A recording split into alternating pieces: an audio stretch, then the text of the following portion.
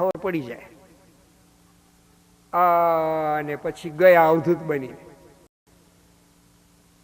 જ્યારે ભિક્ષા માગવા આવે કોઈ ભિક્ષુક, શું શબ્દ બોલે? ભવતી ભિક્ષાન દેહી. એટલે અનસુયા ભિક્ષા લઈને આવ્યા. ત્રણ દેવ બોલ્યા છે કે માં, શબ્દ કેવો વાપર્યો યાદ રાખજો. માં, આ બાંધેલી ભિક્ષા કહેવાય. અમે અવધૂત છીએ અને જો નિર્વસ્ત્ર ભિક્ષા પીરશો તો અમે ગ્રહણ કરીએ. કેવું ધર્મ સંકટ કહેવાય. પતિવ્રતને સાચવવું કે અતિથિ ધર્મને સાચવવો, એક ને બીજાને ચોકડી લાગે આવું જયારે ઊભું થાય ને એને ધર્મ સંકટ કહેવાય. અને બિલકુલ ગામડાની ભાષામાં કહે તો સુડી વચારે સોપાય. પણ અંશુયા તો અંશુયા જ હતા અને પતિવ્રતા એક જ છે. અને પતિવ્રતાના પાતિવ્રતનો કેટલો પ્રભાવ હોય. આંખ વીચીને વિચાર કર્યો. હે પરબ્રહ્મ પરમાત્મા, હે વિભુ, હે નારાયણ, મન વચન અને કર્મથી મારા બુદ્ધિમાં કોઈ દી ચંચળતા ન આવી હોય અને મારા પતિ અત્રિ સિવાય મારા હૃદયમાં મેં કોઈને સ્થાન ના આપ્યું હોય, કોઈનું ધ્યાન ન કર્યું હોય,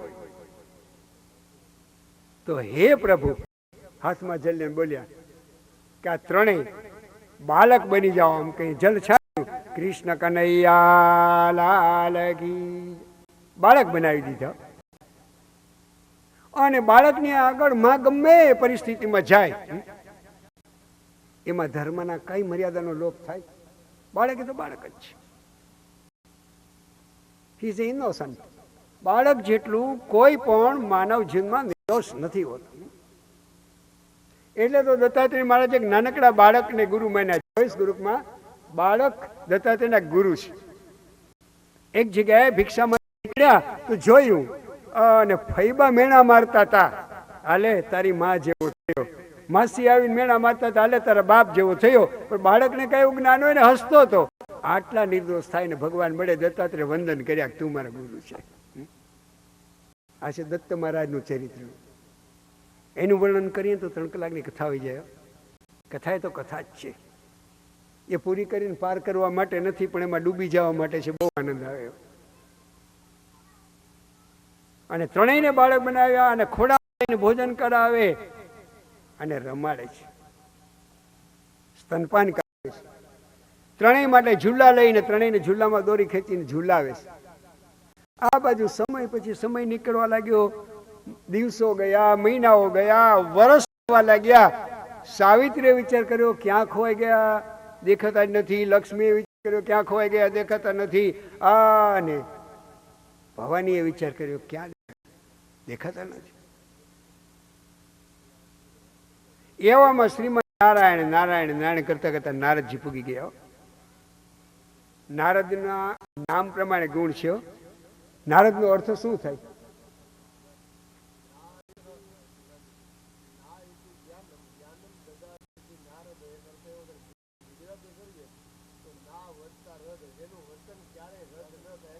very good. Super class student કહેવાય અને ડિસ્ટિંક્શન માર્ક્સ મળ્યા છે એમ કહી દઉં, આશીર્વાદ આપી દઉં. જેણે નક્કી કરેલું કોઈ દિન રદ ન થાય એનું નામ નારદ. એનું નામ નારદ. નક્કી જ કર્યું તો કે દેવીઓને સજા પડવી જોઈએ. આ વખતે કઈ વિચાર કરાતા હશે. અને શ્રીમદ નારાયણ નારાયણ કરતા કરતા બ્રહ્માજીના બ્રહ્મલોકમાં આવ્યા. અને સાવિત્રીએ પૂછ્યું, લ્યો હવે અમને પૂછે છે, અમને ક્યાંથી ખબર હોય? અને મોટા મોટા ગોટાળા કરતા હતા અને કઈ મોટી સતી ને કસોટી કરો બહુ ખબર નથી હો. સાવિત્રી માને કે પણ યાત્રા કરતો હતો ને તો સહેજ દૂર દૂરથી નર્મદા કિનારે તમારા પતિ બ્રહ્માજીને જોયા હતા. આટલું કઈ નીકળી ગયા. એનું નામ નારદ. નારદનું પાત્ર ઉત્તમ છે. બધા મને ખટપટ કરે છે, ઝઘડા કરાવે છે. એવું નથી હો. નારદનું કામ શું? નકામી વસ્તુ હોય ને એને બાળી નાખવી, કચરો સાફ કરી દેવો. એટલે એ વરા ભગવાનની હારે પેલા હિરણાક્ષને ભટકાડી જ દે કે નકામો છે. બરાબર, એનર્જીનું કામ છે. ઉત્તમ કહેવાય કે નહીં? અને બીજું, નકામી વસ્તુ બળી જાય પછી અગ્નિને ઠારી નાખે, પાણી નાખીને ઠારતા આવડે. પણ યાદ રાખજો, આ કલિયુગની અંદર એવા નારદ પાકા છે એને બાળતા જ આવડે. ગોવર્ધન નાથ, ઠારવાનું નામ જ નહીં. અને પછી પધાર્યા કૈલાસ ઉપર. જે નારાયણ નારદ ભાની બોલ્યા, અને નારદ નથી કે જે સાવિત્રીનો રોગ લાગુ પડ્યો તો મોઢા પર એ જ દેખાય છે. નારદ પશુપતિનાથ, કર્પૂર ગૌરવ, વિભુ, બધી વિદ્યાના આચાર્ય. શંકર બધી વિદ્યાના આચાર્ય છે. અને બ્રાહ્મણો તમને અષ્ટાધ્યાય રુદ્રીથી જયારે અભિષેક કરાવે ત્યારે શું બોલે? ઈશાન સર્વ વિદ્યાનામ ઈશ્વર સર્વભૂતાનામ બ્રહ્માધિપતિર બ્રહ્મણોધિપતિર બ્રહ્મા શિવો મે અસ્તુ સદા શિવોમ. વિશ્વમાં કોઈ એવી વિદ્યા નથી જે શિવજી ના જાણતા હોય. એવા તમારા ભગવાન શિવજીના ક્યાંય દર્શન થયા તમને? હા, વધારે ખબર તો નથી, પણ હવે જટાડા જોગી છે, બેસેની આસન લગાડ્યું, એ કોઈ દી ઘરની ચિંતા કરે નહીં. તમને એક કહું, વધારે ને વધારે ફેક્ટરી ચાલે ને કમાણી કેમ થાય? આવું જેના ઘરવાળા વિચારતા હોય ને એના પતિનું નામ બ્રહ્મા. કારણ કે એ સૃષ્ટિને પ્રગટ કરે છે. અને પછી જ્યાં જાય ત્યાં બેસી રહે ને ખૂબ રાહ જોવી પડે. આવા પત્નીના પતિ એટલે શંકર. અને ઘરવાળીને વખાણ કરીને બહુ રાજી કરવી પડે એવી ઘરવાળીના પતિ એટલે લક્ષ્મીપતિ, સાક્ષાત ભગવાન નારાયણ. હકીકત છે, બહુ ધ્યાન રાખવું પડે નારાયણ. અને પછી લક્ષ્મીજીએ નારદના દર્શન કરીને પૂછ્યું, 14 લોકમાં ભ્રમણ કરતા હો અને આવા કપટી દેવતાઓ અને ભક્તો વારે વારે કામમાં ફસાઈ જાય. નારદ કે મારી માં પણ તે ફસાઈ હોય, ભક્તોએ નથી ફસાવ્યા. ક્યાંય દર્શન થયા? વધારે તો ખબર નથી, પણ બરાબર નર્મદા કિનારે એકવાર દર્શન થયા. તો કેમ રોકાઈ ગયા હવે એ ખબર નથી, પણ એટલી ખબર છે માં, નર્મદા કિનારે મેં આપના પતિ નારાયણના દર્શન કર્યા ને તો એક બાજુ બ્રહ્માએ બેઠા હતા, બીજી બાજુ શંકરે હતા. તો સત્સંગ નહીં કરતા હોય, તપાસ કરી હોય તો નર્મદા કિનારે જાઓ. આટલું કહ્યું. અને બ્રહ્મલોકમાંથી સાવિત્રી નીકળ્યા, વૈકુંઠમાંથી લક્ષ્મી પધાર્યા, અને કૈલાસ પર્વતથી ભવાની પધાર્યા. ચાલતે ચાલતે ચાલતે અનસૂયાના આશ્રમ આગળ ગયા. તપાસ કરતા ખબર પડી કે અહીંયા કંઈક કૌતુક છે. નાનકડા ત્રણેયને ખોડામાં લઈને ઘડી રમાડે, સ્તનપાન કરાવે, જમાડે, પારણામાં બોડાડી સુવડાવીને દોરી ખેંચવા લાગ્યા. અને ત્રણેય દેવીઓને જે પધારો પધારો, મારું આંગણું પવિત્ર કર્યું, સ્વાગત કર્યું, આસન પાથર્યા, ભોજન આપ્યા. પણ દેવી, અમારા પતિદેવો આ બાજુ યાત્રાએ આવ્યા છે, અને જો આપને એના કંઈ પણ માહિતી હોય કે અહીંયાથી કઈ તરફ ગયા છે યાત્રામાં, ખબર નથી હોત ત્રણેય દેવીઓને, આપ બતાવશો? અને અનસૂયા ઓળખી ગઈ, બ્રહ્માણી, લક્ષ્મી અને સાવિત્રી. અને પછી એ પતિવ્રતા નારી અનસૂયા શું બોલ્યા કે ભાઈ માહિતી તો ઠીક, પણ મહારાજ આશ્રમના મહેમાન બનીને અહીં પડ્યા છે. આમનસિંહ બોલ્યા, મહારાજ આશ્રમમાં મહેમાન બનીને પડ્યા છે તો ક્યાં આસન લગાડ્યા? પેલા શિવજી મહારાજ તો હજારો વર્ષ ધ્યાનમાં બેસી જાય, અને મારા પતિ એના બાજુમાં બેઠા હોય તો પછી એને એનો રંગ લાગે કે ધ્યાનમાં બેસી ગયા. લક્ષ્મી બોલ્યા હિંમત કરીને. એટલે ત્રણેય પારણા ખોલ્યા. જે જેનો હોય ને એને તમે ઓળખી લ્યો ને લઈ જાઓ. સત્યંશયા ઓળખાય. પતિવ્રતા નારીની અંદર એવી શક્તિ છે કે ભગવાનને બાળક બનાવી શકે. It is Indian culture. આપણી ભારતીય સંસ્કૃતિ છે. કેવા શક્તિશાળી પુરુષો, કેવા શક્તિશાળી સ્ત્રી રત્નો આ દેશની અંદર પ્રગટ થયા છે, તે વિચાર કરો. કોટી બ્રહ્માંડનો અધિપતિ કૃષ્ણ જ્યારે એને દોડેથી યશોદા બાંધીને માંગણી કરે તો થ ધ્રુજવા માંડે. એ શક્તિ છે. જેનો હોય એનો લઈ જાઓ માં જગદંબા. સતી અનસુયા બોલ્યા અને ત્રણેય દેવીઓએ પ્રાર્થના કરી, હાથમાં જલ લઈ આંખ વીંચી કે હું એક તપસ્વી અત્રિની પત્ની હોઉં અને મારું પાતિવ્રત ધર્મ બરાબર પરિપૂર્ણ મેં પાલન કર્યું હોય, આપના જે સ્વરૂપ છે આપણે પ્રાપ્ત થઈ જાઓ. ને બ્રહ્મા વિષ્ણુ અને મહાદેવ પ્રગટ થયા. બ્રહ્માની બાજુમાં સાવિત્રી ઊભી ગયા, નારાયણની બાજુમાં લક્ષ્મી ઊભી ગયા, શિવજીની બાજુમાં પાર્વતી ઊભી ગયા. તમને એક પ્રશ્ન પૂછું. પછી સતી થોડા ગંભીર બન્યા કે વાત તો સાચી છે બાપુજીની. બ્રહ્માની કાયમ માટે બ્રહ્માની બાજુમાં બેસે, લક્ષ્મી નારાયણની બાજુમાં બેસે. રામજીના મંદિરમાં જાઓ તો સીતા બિલકુલ રામની નજીક જ ઊભા હોય. દ્વારિકામાં જાઓ તો રૂકમણી ભગવાનની નજીક જ હોય. વૃંદાવનમાં જાઓ તો રાધે કૃષ્ણની નજીક જ હોય. અને શંકરના મંદિરમાં જાઓ તો બરાબર મને કહેજો, પાર્વતી ક્યાં હોય? પાછળ ગોખલામાં હોય. હે જ મોટા બાપા ત્યાગી છે, એને સંસારને મહત્વ જ નથી આપ્યું. આજ પહેલી વાર ભવાની શિવની બાજુમાં ઊભી ગયા અને શિવજી આમ નજર કરી પાર્વતી ઉપર, નારાયણે લક્ષ્મી ઉપર નજર કરી. પછી કે આ શિવજી કંઈક કરે એમાં કંઈક હેતુ હશે. અને બ્રહ્માએ સાવિત્રી ઉપર નજર કરી. પછી બ્રહ્મા અને વિષ્ણુ પૂછવા માંડ્યા શિવજીને, મેં તો એટલા માટે આ પાર્વતી સામે જોયું કે હું અજન્મા છું. શિવજી અજન્મા છે ને કોઈ દી જન્મ લીધો છે ને. અને વિષ્ણુ ભગવાનના તો અવતાર હોય, એ વામન બને, રામ બને, પરશુરામ બને, કૃષ્ણ બને. થઈ ગયું છે. પણ શિવજી કે જગતમાં મારો જન્મ નથી અને માના ખોડામાં રમવામાં જે આનંદ મળે એ મને જિંદગીમાં મળ્યો નથી, એટલે આના ખોડામાં રમવું છે. પાર્વતીને જોયું, મંજૂરી આપીશ? તમે પૂછી લેજો તમારી ઘરવાળીને. આમ ત્રણેય દેવતાઓએ નક્કી કરી લીધું અને ગયા પોતાના લોકમાં. અને જે પવિત્ર જીવન જીવે છે અત્રિ અને અનસુયા, એના આશ્રમની અંદર પહેલો જન્મ લીધો બ્રહ્માએ, એ ચંદ્રમા થઈને જન્મ્યા. પછી જન્મ લીધો શંકરે, એ દુર્વાસા થઈને જન્મ્યા.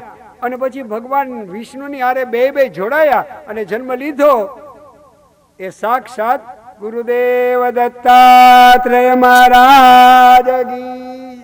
એ સાક્ષાત દત્ત થઈને જન્મ્યા. નાનપણમાં મા આગળ ખૂબ રમ્યા. પછી દૈત્યો અને દાનવ, એના યુદ્ધ વખતે દૈત્યોને હરાવવા માટે એક માયા પ્રગટ કરી, એની સુંદર કથા આવે છે. થઈ ગઈ છે. ત્યાર પછી એણે અલર્કને શિષ્ય બનાવ્યો. અલર્ક, જેને આપણે અલહક કહીએ છીએ. ત્યાર પછી મધ્યપ્રદેશમાં આવેલી માયસ્મતી નગરીના રાજા સસરાર્જુનને શિષ્ય બનાવ્યો. સસરાર્જુન દત્તાત્રેયનો શિષ્ય છે, એને શિષ્ય બનાવ્યો. અને આવા તો ઘણા ઉત્તમ પ્રકારના શિષ્ય બનાવ્યા. પોતાએ 24 ગુરુ ગ્રહણ કર્યા. એ 24 ગુરુની કથા હું તમને એકાદ સ્કંદમાં કહીશ. આટલું ભગવાન દત્તાત્રેયનું ચરિત્ર કહી અને એને વંદન કરીએ. હવે તમે મને કહેજો કે મનુ રાજાની 3 દીકરીની કથા આપણે કરીએ છીએ, એમાંથી કેટલી કરીને કેટલી બાકી છે? તમને થોડું યાદ રહેવું છે ને, અને મને થોડું યાદ આપવું જોઈએ, નહીં તો હું ભૂલી જાઉં. પેલી આપણે મનોરંજન દીકરી આકૃતિની કથા કરી. એને ત્યાં યજ્ઞનારાયણ દક્ષિણા પ્રગટ થયા, એને તોષ પ્રતોષ સંતોષ એવા 12 દીકરાઓ થયા. પછી બીજી દેવતી કરદમને પરણી એને 9 દીકરી થઈ. કપિલ તો બ્રહ્મચારી હતા, એમાં કલા મરીચીને પરણીને કશ્યપ થયા, અને અનસુયા અત્રિને પરણીને દત્તાત્રેય થયા. હવે કેટલી બાકી રહી? એમાં ટોટલી રોંગ. 9 દીકરી તેમાંથી 2 નું વર્ણન કર્યું છે, 7 બાકી છે. કૃષ્ણ કનૈયા. બ્રાહ્મણ ભૂલે તો હું તમને ઠપકો નહીં આપું. અને લાલાભાઈ, હવે ઓબ્જેક્ટિવ ક્વેશ્ચન પેપરનો જમાનો આવી ગયો છે, યાદ રાખજો. ત્રીજી દીકરીનું નામ છે શ્રદ્ધા. એ અંગીરાને પરણ્યા અને એના વંશમાં કોણ પ્રગટ થયું? વાત છે. તો એ ત્રીજી શ્રદ્ધાંગીરાને પરણી એના વંશની અંદર દેવતાનો ગુરુ બૃહસ્પતિ જન્મ્યા. બધાની વંશાવળી કેવી તો પડે ને. ચોથી દીકરી જે હતી દેવહૂતિની, મનોરાજાની બીજી દીકરી દેવહૂતિની દીકરી, ચોથા નંબરની હવીરભૂ, પુલત્સ્ય ઋષિને પરણ્યા. એને ત્યાં વિશ્રવા નામનો દીકરો થયો. તપ કરવા ગયો અને બરાબર ત્યાં લગ્ન કર્યા. રાવણની વાત આવી, બરાબર છે. કોની સાથે લગ્ન કર્યા કયો? અગસ્ત્યની દીકરી ઈડવીડા સાથે. એટલે પેલા કુબેર થયો, બરાબર. અને પછી કૈકસીને પરિણા રાક્ષસીને, એટલે રાવણ, કુંભકર્ણ અને વિભીષણ થયા. પણ ભૂલતા નહીં, મનોરાજાની બીજી દીકરીની, ચોથા નંબરની દીકરીની વંશાવળી આપણે વર્ણન કરીએ છીએ. પછી પાંચમા નંબરની દીકરી ગતિ પુલહને પરિણા. એના વંશની અંદર કર્મશ્રેષ્ઠ, વર્યાંશ, સહિષ્ણુ એવા દીકરાઓ થયા. અને પછી છઠ્ઠી ક્રિયા છે ક્રતુને પરણી અને 60,000 વાલખીલ્ય ઋષિ થયા. સાતમી અરુંધતી વશિષ્ઠને પરણી. એને ત્યાં પરાશર, એના વ્યાસ અને એના સુખદેવજી કે જે સાક્ષાત પરીક્ષિતના મોક્ષ માટે કથા કરે છે. અને પછી આઠમા નંબરની ખ્યાતિ ભૃગુને પરણી અને એને ત્યાં દૈત્યના ગુરુ શુક્રાચાર્ય જન્મા. નવમી શાંતિ અથર્વન ઋષિને પરણ્યા અને એને ઘરે અથર્વશીષ નામના દીકરાઓ થયા. હવે લાલાભાઈ તમારો જવાબ સાચો પડશે. કેટલી દીકરીનું વર્ણન કર્યું? દક્ષિણ આપણે મનોરાજાની 2 દીકરીની વંશાવળી કહી અને ત્રીજી પ્રસૂતિ બાકી રહી. ફરાળનો ટાઈમ થઈ ગયો ને એટલે. અને ત્રીજી પ્રસૂતિ બાકી રહી. પ્રસૂતિ કોને પરણી? દક્ષને પરણી, બરાબર. પ્રસૂતિ દક્ષને પરણી અને કેટલી દીકરીઓ થઈ? 16. તો કેટલાક 60 કહે છે તો બીજો દક્ષ, બરાબર. પણ આ દક્ષને પ્રસૂતિ પરણી એટલે 60 દીકરીઓ, 16 દીકરીઓ થઈ. હું એ ભૂલી ગયો. અને 16 દીકરીમાંથી 13 કોને પરણી? ધર્મ નામના ઋષિને. અને ધર્મ નામના ઋષિને 13 પરણી એને ઘરે કોનું પ્રાગટ્ય થયું? નરનારાયણ ભગવાનનું. અને દેવતાઓ સ્તુતિ કરવા લાગ્યા છે. બરાબર પહેલો અધ્યાય છે એનો 56મો શ્લોક છે. દેવાઉચુ યો માયયા વિરચિતમ નિજયાત્મનિદમ ખેરૂપ ભેદમિવ તત્પ્રતિચક્ષણાય એતેન ધર્મ સદને ઋષિ મૂર્તિ નાદ્ય પ્રાદુશ્ચકાર પુરુષાય નમઃ પરસ્મૈ. આને સ્તુતિ કરી છે. તો 13 ધર્મને પરણાવી એને ત્યાં નરનારાયણ ભગવાન પ્રગટ થયા. એક પિતૃને પરણાવી, 14મી અને 15મી અગ્નિને પરણાવી, 16મી નાની ને લાડકી હતી સતી શંકરને પરણાવી. આવું લખ્યું છે. યાદ રાખજો.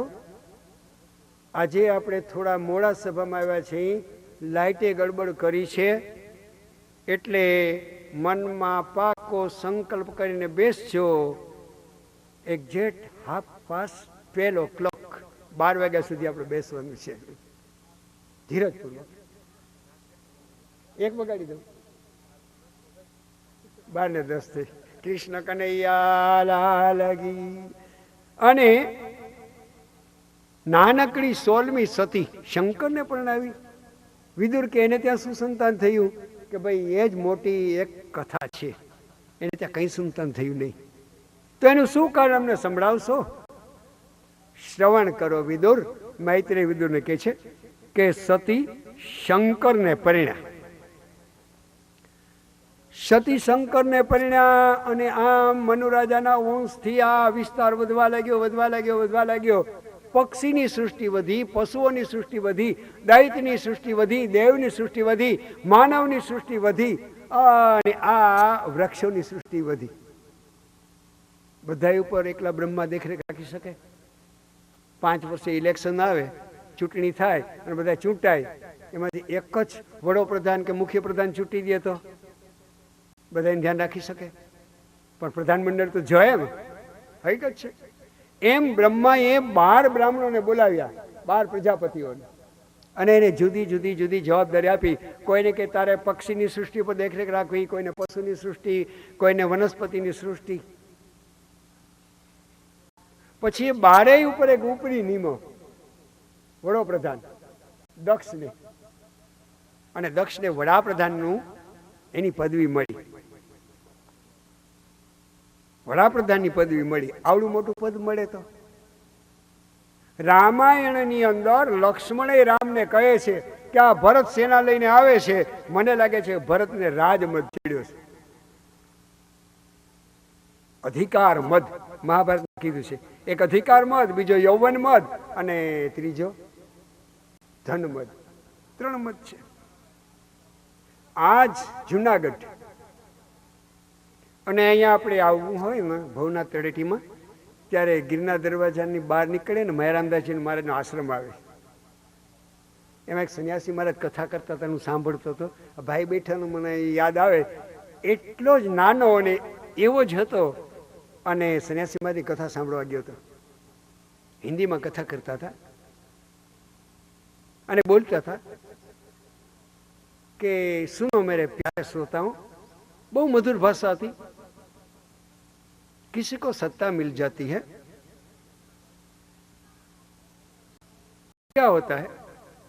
देखो मेरे प्यारे श्रोता, किसी को बिच्छू काट जाता है तो उसका इलाज होता है, किसी को जहरीला सांप काट जाता है तो उसका इलाज होता है, लेकिन जिसको सत्ता की कुर्सी का एक टांग काट जाता है उसका कोई इलाज नहीं होता है. આવું બોલતા. આજ મને બરાબર યાદ આવે છે, વર્ષો પહેલાની વાત. અને દક્ષને આવડો મોટો અધિકાર મળ્યો. હવે તો તમને સમજાવવું જોઈએ, અભિમાન આવ્યા વિના રે, મને લાગે છે ના રહ્યો. અને ચૂંટણી થઈ ગયા પછી પ્રધાનમંડળ બનાવવા માટે નક્કી કરી લે આખું પ્રધાનમંડળ. પછી શું બને? સોગંદનામું થાય ને, રાષ્ટ્રપતિ કરાવે. સોગંદનામું થયા પછી જે વડાપ્રધાન થયા હોય ને બહુમાન આપવા માટે પેલી સભા ભરાય કે ન ભરાય? એવી જ રીતે પ્રયાગરાજની અંદર સભા ભરાયેલી હતી દક્ષને બહુમાન આપવા માટે. સભા ભરાયેલી હતી, અને એ સભા આની અંદર બધા આવીને બેઠા હતા. દેવતાઓ, ઋષિઓ, અધિકારીઓ, અને સાક્ષાત કૈલાસ છોડીને શંકરે આ સભામાં આવ્યા હતા. મૈત્રી વિદુરને કહે છે 2 વ્યક્તિ નહોતી આવી. એને ખબર છે કે આમાં શું બનવાનું છે, વોટ વુડ બી હેપન, શું બનશે એની ખબર હતી. એ વ્યક્તિ કોણ હતી? બ્રહ્મા અને દધીચી ઋષિ નહોતા આવ્યા. શંકર આવીને બેસી ગયા હતા. અને બધા એમ ખુશીમાંથી ઊંચા નીચા થાય, ક્યારે આપણા વડાપ્રધાન આવે ને ક્યારે ઉભા થઈને મને આપે. હું જ પેલા ઉભા થઈને મને આપું, બસ અરજી મૂકું એટલે તરત મારું કામ થઈ જાય. આવી આતુરતાથી દક્ષ પ્રજાપતિની રાહ જોતા હતા. પછી તમે મને કહેજો કે શંકરને અને દક્ષ પ્રજાપતિને શું સંબંધ? હમણાં તમને વર્ણન કરી ગયો. સાસરા જમાઈનું. દક્ષે પોતાની દીકરી નાનકડી લાડકી સતી શંકરને પરણાવી હતી. સાસરા વડાપ્રધાન બને એટલે જમાઈરાજને કેટલો આનંદ હોય, તમે મને કહેજો. હકીકત છે. પણ આ તો સાક્ષાત અવધૂત હતા. અને અડધા નેત્ર ખુલ્લા અડધા બંધ, ને સમાધિની અંદર 24 કલાક સમાધિમાં સાંભવી મુદ્રામાં, જેના નેત્ર ખુલ્લા હોય ને પરબ્રહ્મના દર્શન થાય, આવી પરિસ્થિતિ હોય ને સાંભવી મુદ્રા કહેવામાં આવે. આ રીતે બિરાજમાન હતા શંકર. અને એવાની અંદર પ્રજાપતિ દક્ષે પ્રવેશ કર્યો. બધાએ ઉભા થઈને માન આપ્યું. જમાએ તો ઊભું થવું જ જોઈએ, પણ શિવજી બેઠા હતા. શા માટે? અપમાન કરવા નહીં, સાસરા છે એ તો પિતા બરાબર કહેવાય, પણ પરબ્રહ્મ પરમાત્માના સમાધિ દશામાં ખોયેલા હતા. બાજુમાં નંદી બેઠેલો હતો, બેઠા રહ્યા. પછી તમને એક કહું, ઘણી કથામાં એવું હોય કે કથાકાર આવે ને એટલે બધા ઊભા થાય. આમાં તો મારી માં જેવડા મોટા મોટા બિરાજે છે, પણ કોઈ ઊભા થવાની જરૂર નથી. પણ કદાચ કોઈ એવો કથાકાર હોય બહુ માન મંગો, આવી જાય સભામાં, અને બધા બેઠા થાય તો એનું ધ્યાન ક્યાં જાય? બેઠા થયા ને એને આશીર્વાદ આપવા માટે થઈને મન ન થાય, પણ બેઠું કોણ મારું અપમાન કોણ કરે ત્યાં પહેલું ધ્યાન જાય કે ન જાય? તમે કહેજો. એટલે જેટલા ઉભા થઈને માન આપે એની સામે નહીં. અને દક્ષની નજર ગઈ પેલી શંકર ઉપર. જમાઈ અને દીકરા બરાબર, અને બેઠો રહ્યો.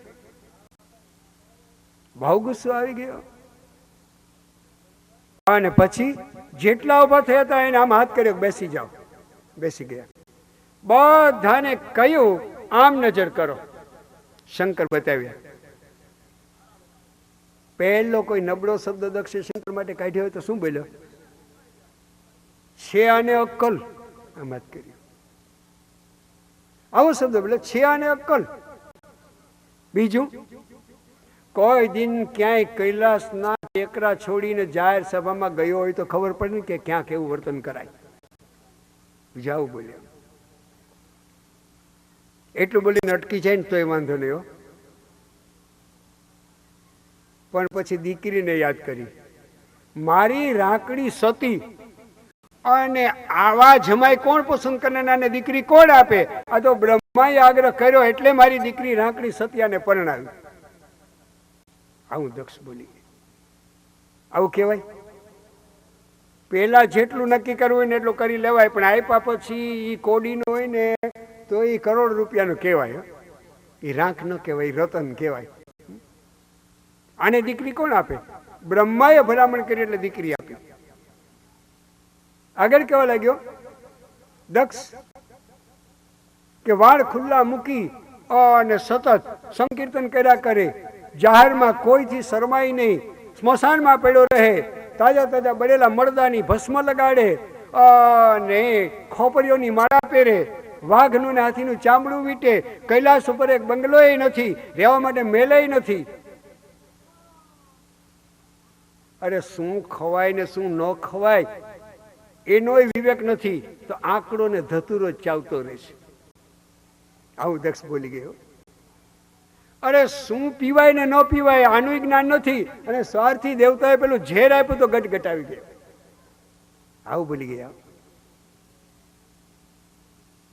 સાંભળી લો સભાસદો. સભાસદોને કહ્યું, કોઈ પણ દેવનો યજ્ઞ હોય, ઈશાન ખૂણામાં શંકરની પૂજા કરીને બેસાડવા પડે અને આહુતિ આપવી પડે. આજથી કર્મકાંડી ઋષિઓને બ્રાહ્મણોને કડક સૂચના છે, શંકરનું કોઈ યજ્ઞમાં આહવાન ન કરવું ને એને આહુતિ ન આપવી. આટલું કહી દીધું. અને નંદીકેશ્વર શિવજીના એના વાહન સાંભળતા હતા. નંદીથી આ સહન ન થયું. આપણા ગુરુની કોઈ નિંદા કરે તો આપણે સહન થાય? આપણા ઈષ્ટદેવ રામ કે કૃષ્ણની નિંદા કરે તો સહન થાય? એટલે નંદી ઉભો થયો. બસ દક્ષ, બકવાસ બંધ કરી દો. આમ બોલ્યો નંદી. ચાર સનત કુમારો જેવા જેની આગળ વૈદિક જ્ઞાન લેવા આવે છે, બ્રહ્મા ને ઇન્દ્ર જેવા આ પ્રધાન દેવતાના મુગુટ કાયમ જેના ચરણમાં નમે ને જેના ચરણો ઘસાય છે, આવા જગતના ગુરુ માટે અને મારા ઈષ્ટદેવ માટે આવા શબ્દો બોલો છે? આ અને શિવજી નેત્ર ખોલ્યા, કંઈક ગડબડ બની ગઈ. મોટા બાપા સમાધિમાં જ બેઠા, બધું સમજાઈ ગયું. અને નંદી બોલ્યો, સાંભળો દક્ષ, 3 શાપ આપું છું તમને. નંદીએ દક્ષને 3 શાપ આપ્યા. આવો ગુસ્સો આવી ગયો. એક તો તમે કાયમ માટે સંસારની અંદર ભટકતા રહેશો, આસક્ત રહેશો, વૈરાગ નહીં આવે. બીજું, પરબ્રહ્મ પરમાત્માની વિદ્યાથી તમને પરબ્રહ્મ પરમાત્માના દર્શને સમાધિનો લાભ નહીં મળે, વિદ્યા પ્રાપ્ત નહીં થાય. ત્રીજો શાપ, જે મોઢેથી તમે શિવ નિંદા કરો છો એ મસ્તક તમારું નીચે પડશે ને તમારા પર બકરાનું મસ્તક આવશે. 3 શાપ આપ્યા. એટલે યાદ રાખજો, જે શિવ નિંદા કરે છે એ આગલા જન્મમાં બકરો થવાની તૈયારી કરે છે. હકીકત છે. It is universal truth. આ એક સનાતન સત્ય છે. આવા નંદીએ 3 શાપ આપી દીધા. અને શિવજીએ માથાનું, બસ બેટા ગુસ્સો ના કરો. ઘણા કે શિવજી બહુ ક્રોધી, અરે જ્ઞાન ગંગા મસ્તક ઉપર રાખતા હોય ગુસ્સો કરે, જરૂર પડે તો કરી લે, અને સાફ કરવું એટલું થઈ જાય ને પછી શાંતિ થઈ જાય. એ છે શંકર. શંકરોતિ શંકર, કલ્યાણ કરવા વાળા છે શંકર કહેવાય. અને નંદીને કે ચાલો અહીંયા આવવાની જરૂર નહોતી, નીકળી ગયા.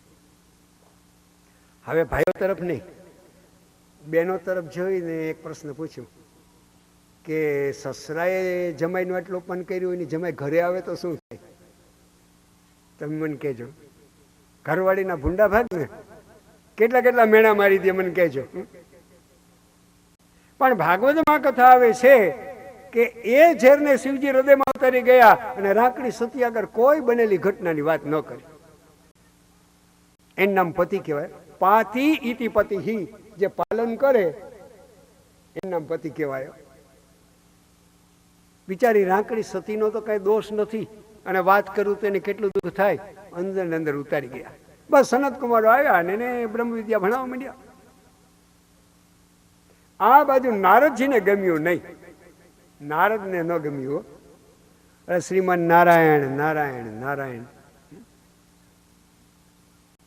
કરતા કરતા ફરવા લાગ્યા. અને દક્ષ છે એનો યજ્ઞ ચાલવા લાગ્યો.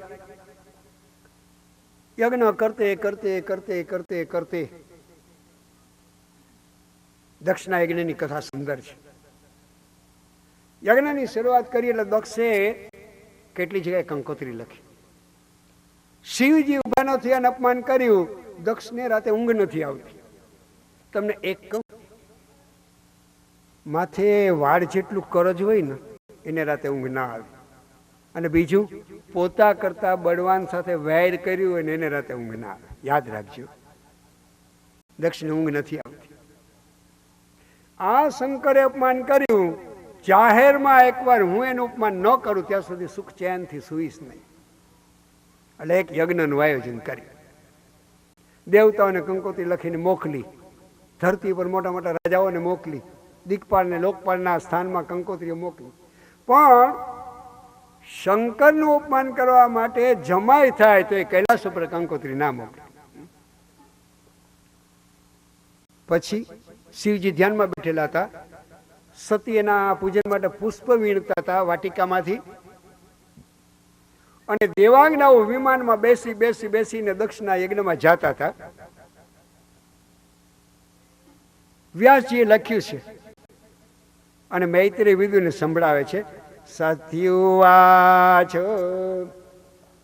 પ્રજાપતેસ્તે સ્વસુરસ્ય સાંપ્રતં નિર્યાપિતો યજ્ઞ મહોત્સવ કિલ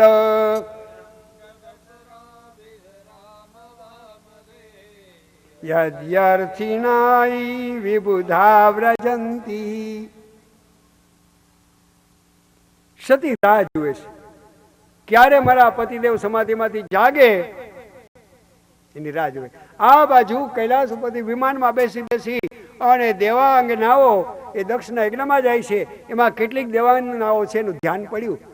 ઓહો, બાપુજી દક્ષને યજ્ઞ છે અને દીકરી હજી બાપુજીને ઘરે નથી ગઈ. એક પ્રશ્ન છે બહેનોને પૂછવા જેવો. બાપુજીને ઘરે કઈ પ્રસંગ હોય તો દીકરીઓ ક્યારે જાય? માંડવો રોપાતો હોય ને લગ્ન થતા હોય ત્યારે નહીં, પણ 5 દી 10 દી મહિનો દી અગાઉ જાય મા બાપને મદદ કરવા કે ના. અને પેલી દેવાંગના એનું થયું, પિતા યજ્ઞ કરે ને હજી દેવી નહીં ગયા હોય એટલે વિમાનને નીચે ઉતાર્યા. જેનારાયણ કર્યા તો માએ જેનારાયણ કર્યા, સ્વાગત કર્યું. દેવી, આપને કઈ ખબર છે? આપના પિતા દક્ષ પ્રજાપતિ કરે છે ને પધાર્યા નથી હજી. સતીને પહેલી જ વાર ખબર પડી કે બાપુજી યજ્ઞ કરે છે અને કંકોત્રી નથી આવી.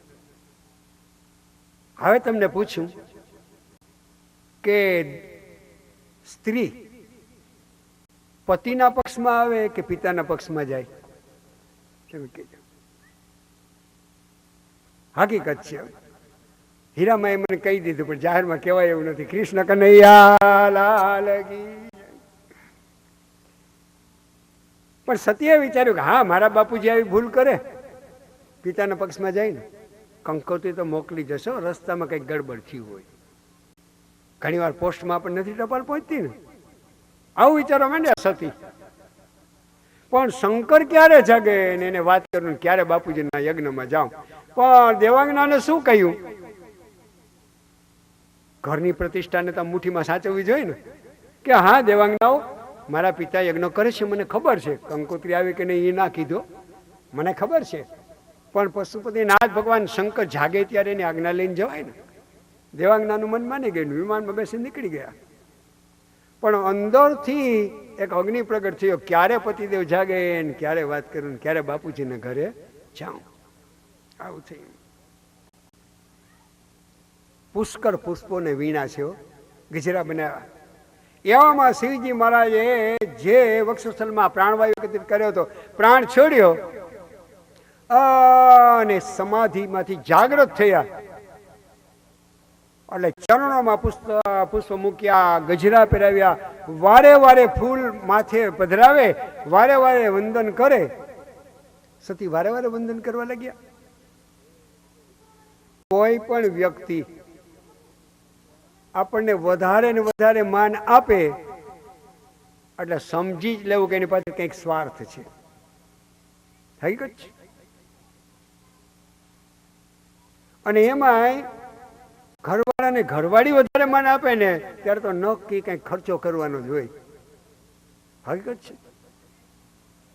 આ જુનાગઢ જેવું શહેર હતું, એમાં એક ભાઈ નોકરી કરતા હતા અને ઘરવાળા ચાગલા મા બાપના દીકરી, નાનકડું એક બાળક, બિચારા આગળ ઓફિસર બહુ કામ કરે, થાકો પાકો ઘરે આવ્યો હોય ને, પાણી પાવાની વાત તો ત્યાં રહી.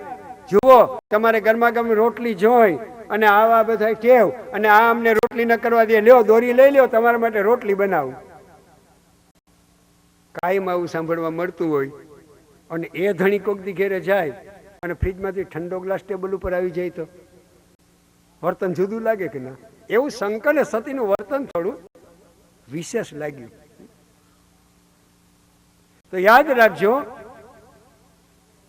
બ્રાહ્મણો સામે જોઈને કહું, કઈ ઠંડા પાણીનો ગ્લાસ તમારે આગળ નથી આવ્યો, ઘરવાળા કોકના 1000 રૂપિયાની જોડી જોયા ને એનું બિલ તમારા ટેબલ ઉપર આવી ગયું. હકીકત છે. શિવજી આવું વિચારો માંડ્યા. કોઈ બાકી નથી ને એમાં? અલ્પેશભાઈ કોઈ બાકી નથી? ગિરિરાજ ધરણ કી જે તો અનુભવ છે, કઈ વધારે કહેવાની જરૂર નથી. શિવજીએ પૂછ્યું, શું પૂછ્યું? દેવી આપ બહુ પ્રસન્ન લાગો છો. તો જગદંબા શું બોલ્યા?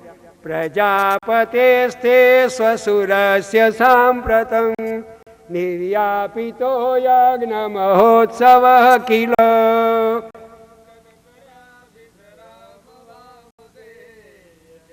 સ્થિતામી વિબુધા ભજંતી. પ્રજાપતે સ્થે સ્વસુરસ્ય, સ્વસુર એટલે ફાધર ઇન લો, સસરા. બરાબર? આપના સસરા, મારા બાપુજી એમ નથી બોલતા સતી, આપના સસરા દક્ષ પ્રજાપતિ મોટો યજ્ઞ કરે છે.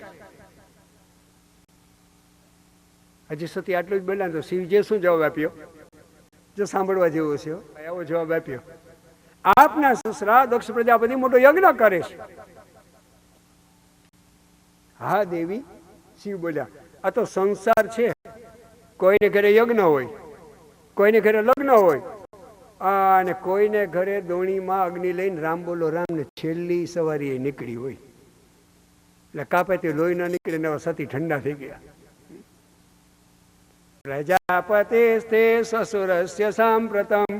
તમારા સસરા દક્ષ પ્રજાપતિ નિર્યાપિતો યજ્ઞ મહોત્સવ કિલો. એક મોટા યજ્ઞનું આયોજન કર્યું છે. પતિદેવ આગળ જ્યાં સતી બોલે ને તો શંકર બોલ્યા, હા દેવી આ તો સંસાર છે. કોઈને ઘરે યજ્ઞ, કોઈને ઘરે લગ્ન, અને કોઈ છેલ્લી વિદાય લેતો હોય. સતીને બહુ દુઃખ થયું. સહેજ સ્વસ્થ થયા ને પછી પૂછ્યું, પતિદેવ તમને કોઈ દિન ઘરની બહાર જવાનું મન નથી થતું? જો આવું ચાલતું જો ઘરમાં ગડબડ, તમને કોઈ દિન ઘરની બહાર જવાનું મન નથી થતું?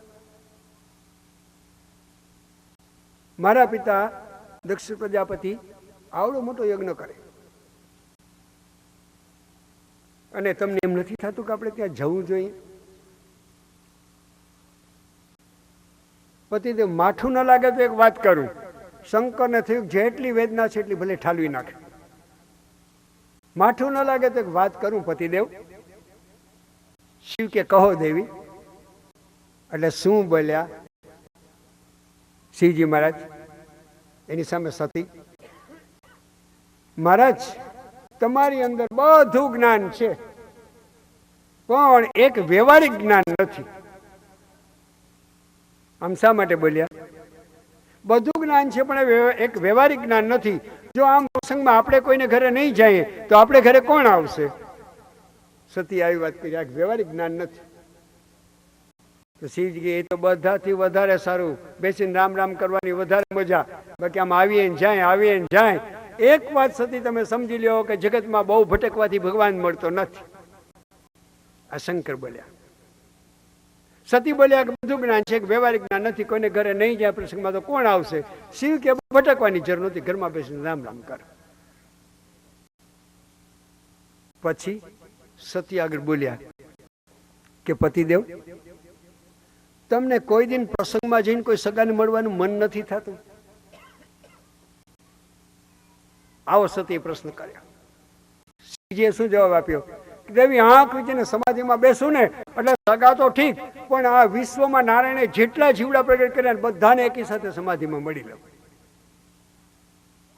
આવો કડક જવાબ દઈ દીધો. પછી સતી બોલ્યા, મહારાજ દુઃખ ન લાગે તો આગળ કહું, પણ શંકરે નક્કી જ કર્યું બધી ભલે વરાળ કાઢી નાખે. મારે દુઃખ ન લાગે તો કહું. કહો દેવી. મેં તમારા જેવા કોઈ નિષ્ઠુર પુરુષ જોયા નહીં. સત્યમ બોલ્યા. બાપને ઘેરે પ્રસંગ હોય અને દીકરીને જવાનું મન થાય અને ઘરવાળા જવા ના દે તો આનાથી કડક પતિ કોણ કહેવાય? શંકર મનમાં બોલ્યા, બાપ તારો થાય, મારે સસરો થાય, અને આમંત્રણ આપવું છે કે નહીં? હકીકત છે કે નહીં? સતી આગળ બોલ્યા, પતિદેવ એક વાત કરું? કહો ને દેવી. શિવજી ના જ પડતા નથી. આપ અજન્મા છો. સાચી વાત છે દેવી, ક્યાંય જન્મ લીધો જ નથી અને લેવોય નથી. પણ જો જન્મ લેવાનો થાય ને તો ખબર પડે તમને. કેમ દેવી? મને કહો, શું ખબર પડે? હું તો કહું તમે એકવાર જન્મ લ્યો, નકર હું વિધાતા આગળ જાઉં બ્રહ્માના લોકમાં અને કહું કે આને ફરજ પાડો જન્મ લેવાની. પછી વિધાનને કહી દઉં કે આને પુરુષ નહીં પણ દીકરી બનાવીને જન્મ આપો. હકીકત છે, શિવ અને સત્ય ચરિત્ર પવિત્ર કરવાનું છે. આને દીકરી બનાવો. તમે દીકરી થઈને જન્મો, યુવાન બનો, ફેરા ફરો, સાસરે જાઓ, બાપુજી ઘરે યજ્ઞ કે લગ્ન હોય અને તમારો ધણી રજા ના આપે ત્યારે તમને મારા હૃદયની વેદના સમજાય. સતી ચોખ્ખું આમ બોલ્યા, સ્પષ્ટ વાત એ સાચી. સતી ચરિત્ર એટલે પિતૃ સ્નેહ અને પતિ નિષ્ઠા બેની ખેંચતા, કેના પક્ષમાં જવું અને શું નિર્ણય લેવો, આવી ખેંચતાણ ઉભી થઈ. શું કરીશ? અને પછી શિવજી બોલ્યા કે દેવી, બહુ મમતાની દોરી બાંધવાથી પ્રભુ ભજન છૂટી જાય છે. મહારાજ આપની ઈચ્છા નથી થતી યજ્ઞમાં જવાની? આમ બોલ્યા. શંકરને થયું કે આને દુઃખ થશે, એના પિતાએ મારું અપમાન કર્યું, વાત કરીશ તો. પણ આજે જો એને સ્પષ્ટ વાત નહીં કરું તો મારા માટે કાયમ દુઃખ રહી જશે કે આ કેવા પતિ કહેવાય કે બાપુજીને ઘરે જવાની ના પાડીશ. ન છૂટકે શંકરે વાત કર્યો. હવે તમે મને કહેજો દીકરી કોના પક્ષમાં જાય? મને તો એમ લાગે કે બાપુજીના પક્ષમાં જાય. સતી બોલ્યા કે તો સસરા તો બાપુજી બરાબર કહેવાય અને જમાઈ દીકરા બરાબર કહેવાય. બધા આવ્યા ને જરાક ઊભા થઈને માથું નમાવ્યું તો તમારું શું બગડી જાય? ઘરવાળી ઘરવાળા નામ કીધું. સાચી વાત કે ના? આ એક વિવેક છે. પણ શંકર પોતાની સમાધિ દશા સતીને ક્યાંથી સમજાવે? સતી શ્રદ્ધા છે અને શંકર વિશ્વાસ છે. શ્રદ્ધા વિશ્વાસ રૂપ કાલિદાસે લખ્યું ને, દેવી હું બ્રહ્માનંદ ની અંદર મસ્ત હતો. અને યાદ રાખો, મારી સમાધિ દશા તમારા પિતા સમજ્યા નહીં. જૂઠું નહીં બોલવા. નંદીને પૂછો તમારા પિતા કેવા શબ્દ બોલ્યા, કઈ શંકર બોલ્યા નથી. પછી સતી થોડા ગંભીર બન્યા કે વાત તો સાચી છે બાપુજીની, બહુ નહીં પણ મનમાં એવું બોલ્યા, થોડી ભૂલ તો કહેવાય બાપુજીની. આવું સતીને થયું. અરે પતિદેવ પછી સમજાવવા લાગ્યા, આવું તો બને સસરા જમાઈ વચ્ચે, અને કઈ આવી ગાંઠ વારી રખાય, ચાલો હું મારા બાપુજીને ઠપકો આપીશ. પછી ઘરવાળા કેવો પ્રયાસ કરે, આવો પ્રયાસ કરો, મારા બાપુજીને ઠપકો આપીશ. પણ શિવજીનું મન માનતું નથી. પછી શિવજી બોલ્યા, દેવી તમારા ખાસ મારું અપમાન કરવા માટે કંકોત્રી નથી મોકલી. સતી વધારે ગંભીર બની ગયા. તો પતિદેવ તમે તૈયાર થઈ જાઓ, આપણે એક કામ કરીએ. બોલો શું કરશું? ભાઈ બરાબર તૈયાર થઈ જાય, જઈએ હિમાલયના એક ટેકરા ઉપર તમે બિરાજમાન થાવ, હું મારા બાપુજી આગળ જઈશ, એને ભરી ભરીને ઠપકો આપીશ. પછી મારા બાપુજીને મારી બા, મારા ભાઈઓ ને મારી ભાભીઓ તમારા ચરણ પકડે ને અહીં તમને મનાવવા આવે ને પછી તમે જાઓ. છેલ્લે સતી આવું કહ્યું. શિવજી આમ નીચે જઈને હસવા માંડ્યા. દેવી નાટક કહેવાય, મને એમાં બહુ મજા નથી આવતી. નાટક જ કહેવાય, હકીકત છે. સતીને થયું કે પતિ નહીં આવે, અને પછી છેલ્લે દીકરી શું બોલે તમને કહેજો. છેલ્લો નિર્ણય શું હોય યાદ કરો, જો યાદ આવે. નક્કી કર્યું પતિ તો નહીં આવે. છેલ્લા સતી બોલ્યા કે તો હું જાઉં. કયો સવાલ આવે કે તો હું જાઉં? સતી એમ બોલ્યા કે હું જાઉં. સાધારણ સ્ત્રી નથી સતી, પણ એ સમજે છે કે મારા પતિ નહીં જાય ને હું એ નહીં જાઉં તો બાપુજીના ઘર અરે કાયમ માટે બોલા રહેશે. એક હું તો જાઉં એટલે વ્યવહાર સચવાઈ જાય. આવું સતી નક્કી કર્યું. તો હું જાઉં. અને શંકર ને રામા અવતાર યાદ આવી ગયો કે સતી જાવું હોય તો ના નથી પાડતો. ફક્ત આટલું કહું છું, જવામાં તમારું કલ્યાણ નથી. આટલું શંકર બોલ્યા. રામા અવતારની કથા તો બધા જાણે જ છે. બરાબર શિવજી ભવાનીને લઈ અગસ્ત્ય મુનિના આશ્રમમાં રામાયણ કથા સાંભળવા આવ્યા. રામાયણ સાંભળીને પુનઃ નંદી પર વિરાજમાન થઈ અને શંકરને ભવાની પોતાના કૈલાસ ઉપર આવતા હતા. એ જ વખતે રામજીનું પ્રાગટ્ય થયેલું અને રાવણભાઈ સીતાને પધરાવી ગયેલા. અને રામજી ચરિત્ર કરતા હતા. હે ખગ મૃગ હે મધુકર શ્રેણી તુને દેખી સીતા મૃગનેની. સીતા માટે આમ વિલાપ કરતા હતા. અને નંદી ઉપરથી ઉતરીને ભગવાન શંકર વંદન કર્યા. જય હો સચિદાનંદ પ્રભુ મારા ઈષ્ટદેવ.